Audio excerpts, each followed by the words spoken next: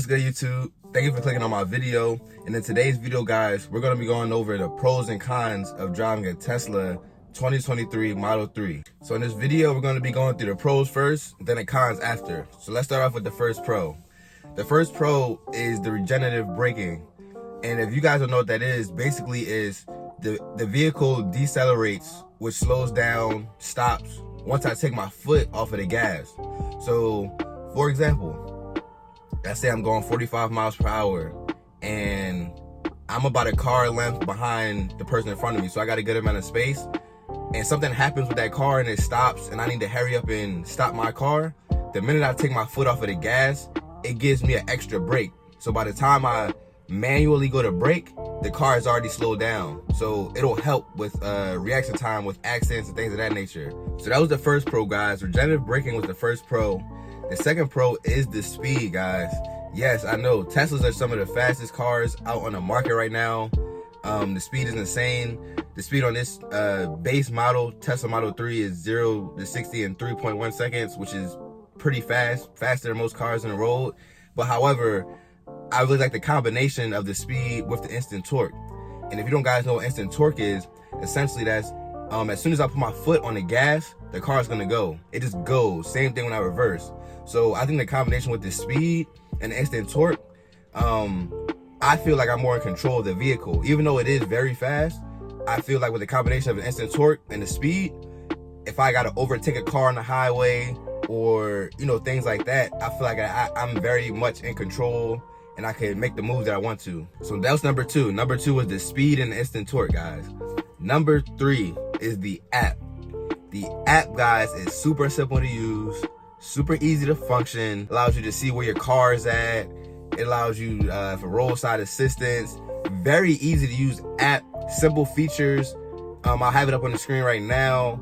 Not very hard to use, guys. The app takes a little bit to load when it first pops up. But other than that, guys, I haven't had any glitches with the app so far.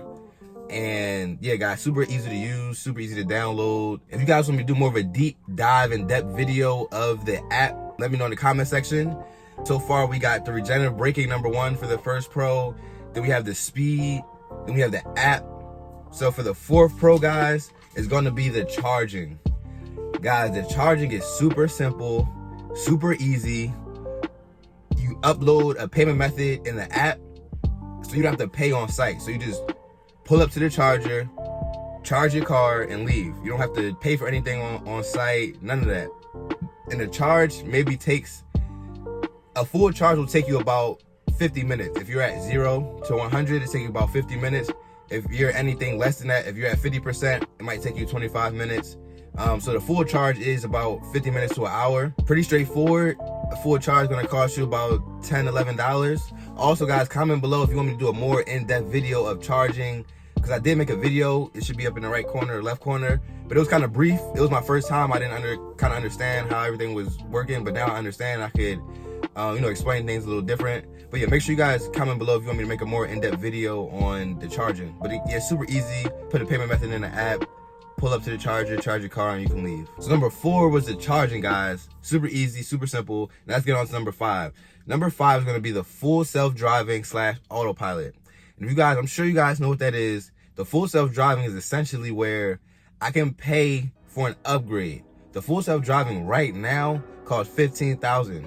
So if I had an extra $15,000 laying around, I could give it to Tesla and they'll add the full self-driving kit to my car. And essentially what that does is I can just type in the address, buckle my seatbelt, put my hands on the steering wheel, and it'll take me there. I don't have to move the steering wheel. I just have to put my hands on the steering wheel so it knows that I'm still in the seat and I'm here. But other than that, guys, it'll take me anywhere I want it to take me. It'll stop at the lights.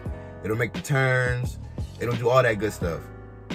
But however, the autopilot, which all Teslas come with standard, the autopilot, essentially what the autopilot does, it doesn't take me anywhere I want to go. I can't turn it on right now and it take me to the store. But what it does do is if you're on a highway, it'll keep you in your lane going at a certain miles per hour. So if you're going on a highway and the speed limit is 60 miles per hour, what you do is you'll double click down on the right handle and it'll activate autopilot. And what it will do is it'll stay in your lane for you and go 60 miles per hour. And it'll do that for the duration of however long you need to be in that lane. It will not change lanes for you. The standard autopilot, you will have to, I think the full self-drive has all those cool features in it. Okay guys, and with that being said, those are all the pros that I have for this car. Here are the cons that I have. It's not a lot, but like I said, the car is not perfect. There are some things that could be, better, probably are better in the better models. This is just a standard Model 3. So let's get into the cons. So the first one is the biggest one. They did remove the ultrasonic sensors for the 23 models. It don't matter what model you got, if you got the Y, the Model S, the Model X, anything 2023, they removed the ultrasonic sensors. So right now in this car, if I back up really close to my garage, it's not going to let me know. Which in previous years, even in other cars, they have the beeping noise. You'll see it on the screen. Now what Tesla is planning to do is they plan to use the cameras now for that, which will come in an update later this year. But I think it's going to get the job done. I think people don't want to be without it right now. So that's the only thing. But it should be coming in an update, guys. We'll see, how that works out. Hopefully they're better than the ultrasonic sensors, I hope. So for the first con, we got no more ultrasonic sensors. For the second con, it's gonna be getting used to all of the features. The regenerative braking brakes the car for you. So you're gonna have to get used to that. Maybe when you're in the gas car, when you're driving, you take your foot off of the gas to kind of like stay neutral and go the same speed. But with this car, if you take your foot off the gas, your car's gonna like drop in speed significantly. So it's kind of a little different. You got to get used to it. Not really a con, but just something that you got to get used to over time. The third con, not a con for me specifically, but the Model 3s are lower suspension. The suspension is not up higher like some other cars. You're not sitting up as high in a Model 3. So if you're a car person that likes to be sitting up a little higher, the stock vehicle does not sit up very high. It's kind of lower to the ground, kind of like how I prefer it. But it can be a pain when maybe you're trying to get into certain type of driveways, things of that nature. So the suspension is on the lower side with this Model 3. That's what I can say. Third con was lower suspension. The fourth con is going to be legroom. And this might just be for me personally. I am a little bit on the taller side, but I do find it not difficult. But if I was to have a person sitting behind me and I can't, kind of move my seat back to wherever I wanted to. It's not that I don't have enough leg room, but there can be more, And I think in the Model Y, the Model S, the Model X, they do have more leg room. But as far as the Model 3, like if you're like 6'4", 6'5", it's going to be kind of like tough for you as far as leg room. I'm just being honest with you guys. Luckily, like this is kind of like a personal car for me, so I don't always have people in the back seat, so I can kind of move my seat back. But if there's like a family car for you, you got kids in the back, you just got a full car, the legroom might be something that you might want to consider. You might want to test drive it, honestly, to get a feel for the legroom. If you're on the taller side, test drive whatever model you're thinking about getting, just to see what the legroom looks like. Because everything would be cool, but the legroom, it might not be enough space. So yeah, legroom is definitely one of the cons for me. And now we're down to the last con, guys.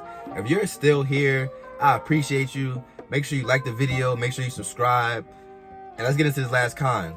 So the last con is going to be when the battery gets cold, the battery doesn't perform to peak performance.